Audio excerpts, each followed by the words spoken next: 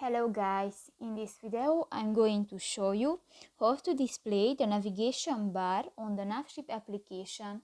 But first of all, I just want to mention, please don't forget to subscribe to our channel, because at 100,000 subscribers we are going to show you all YouTube revenue statistics and growth strategy, how to make money online. So let's jump into it. First of all, open the application on your device.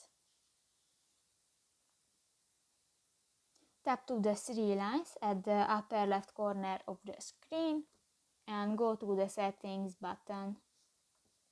Scroll down and in the app settings section, go to the second option, the navigation bar. Show navigation bar on the top of the application.